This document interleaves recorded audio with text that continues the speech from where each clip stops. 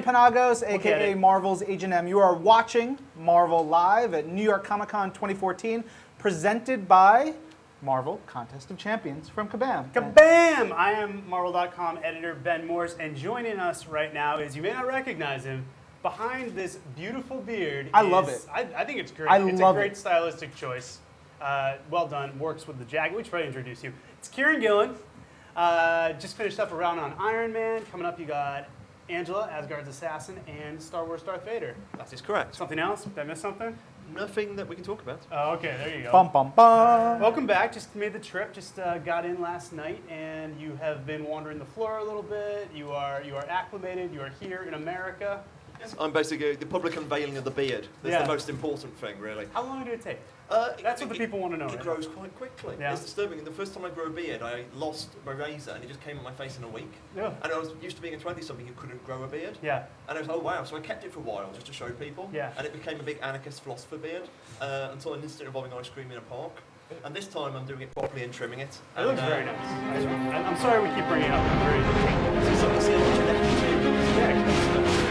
I don't know what to make of that, but we're live. So you guys want to ask your questions, you got questions for us, use the hashtag MarvelNYCC. Ryan, do we have anything yet? Well, we do have a note from Timothy Gruber who says, only wish the camera wasn't crooked, unlevel, whatever. Ooh. It's driving them nuts. Okay. We're going to look into that and make a tweak when we can. But yeah. We're actually standing on a slope, though. Yeah. So the camera's straight. We can This is the only room we could get. But while we're waiting for some tweets to come in, Kieron, you just wrapped up Iron Man, like we talked about. How far in the past is that for you, and how much into Angela and Darth Vader are you right now? Where's your mind space? Iron Man seems a long time ago. It's like I've just been doing some signing. I'm on the table at K10 in Artist Alley, and as well I'm doing signings at Marvel and everywhere else.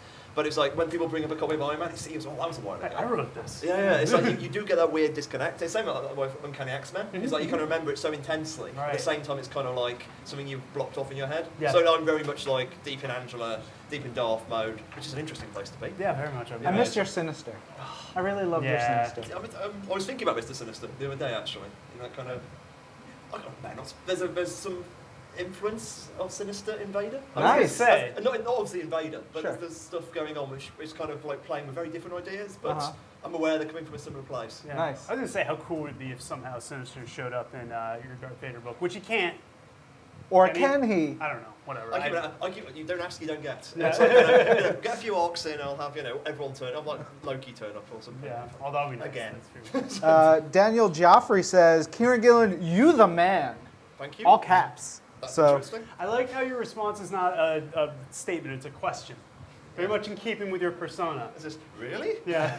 Thank you very much. You're so very the beard kind. has not brought renewed confidence. No, it's like I'm all lying on the floor and crying. That's my main creative operating mode. I'm glad to know that you're still the Kieron Gillen we know and love. Yes. Just the new facial hair hasn't changed that. Sophia wants to know, who do you think, which Marvel character would be the best to voice Darth Vader? Oh wow, Doom. That makes sense. Doom instantly, that was boom. Like, just go straight for Doom. Who would be the worst though? Is almost the better question. That's a great question. Think about that actually. You miss Sinister. You know who I miss? Sexy Namor. Oh, Sexy Namor. If you like Sexy Namor, I recommend Alice Kotz. Alice Kotz. Yes. He's picked up the Imperious sax of it all. That was true. Yeah, he definitely got it. I died from that. That's the first issue of Bucky Barnes' Winter Soldier. I was like, I thought you were ghostwriting for a second. He did pick it up very nicely. He mentioned it to me in passing. He's like, we do the writers passing emails sort of thing. But it's like, that pleases me. Yeah. It's like, for a second I was like, Namor, this pleases me. Benedict Brook says, on a scale of 1 to 10, how goth are Angela and Darth Vader? Well, Angela's about 7 of a goth. She's too much red, but red hair's a very gothic trait. Darth is none more goth. No, he's the most gothiest of the gothness. He's 11. He is. He defines the scale. Yeah. It's kind of the Darth Vader scale. He's got a cloak. Yeah. I mean, what is more goth than And he never takes it off. That's true. Does he? I don't know. I've never seen Star Wars. You really haven't. It's so seen weird. Star Wars. I'm just. It's a gag we do. Yeah. You're working on. Well, you got more. I want to ask. You're on Angela. You're actually co-writing with Marguerite Bennett. How's that going? Marguerite's new to Marvel, but you guys are working together on that. Yeah, we wanted to kind of like, I wanted to co-write, I wanted to be kind of doing a slightly different thing, because I've co-written before, and like there's times I've been the junior partner, for want of a better phrase, and other times it's been straight collaboration, and then this is kind of something slightly different, in that I'm kind of doing most of the major story arc, and inside each of these stories, there is embedded another story. So it's kind of like a character called Sarah, who's the main one. Yeah, because you guys have 2 artists too. Yes, and they do these little stories inside the story, and it's kind of a way to introduce different parts of Angela's world and who she is and how she relates to stuff. So me and Phil Jimenez are doing the main thrust of the story. Yep. Then you get Marguerite and Stephanie Hands doing these kind of, and Stephanie's got this wonderful kind of atmospheric. Yeah. She did all the Journey to Mystery covers, and she did the last issue of Journey to Mystery, which really beautiful. So like she kind of has pretty much autonomy inside the story, and like kind of we need the story to do this, this, and this, and then she goes and works out a story which will do that. So it's kind of like it's like having a guest rapper. Yeah. Literally, it's like a guest rapper in my pop song. Is that kind of how it is? So but that's not quite true. We do some like larger scale planning, but it's that kind of like this is her spot and this is my spot. And we kind of have a talk about it, but it's very much like our stage or our own stage. That's very different than most books that, not necessarily everywhere, but that Marvel's putting out right now. There's not really anything else out there. It's like almost like a mini anthology style thing, but it's together. That's cool. It's that kind of like, we wanted to make the book feel really different in that kind of way. In that, I would say different in a different way to other Marvel books feel different, but that's just overuse of the word. I think it's different, is what you're trying to say. It's different. Yeah. It's when people read it, I don't think it'll be what they will expect. Cool. Which is kind of like why I took the job. I was quite interested in it. Yeah. Angela's really interesting as a character. She get a chance. There's so much to define about her now that we get to kind of do it. Is she playful? How mean is she? Yeah. And it's like she's an interesting, conflicted person, and that's kind of always attracts me. Yeah, she's kind of a cool, semi-blank slate, but a lot of people know a little bit about her.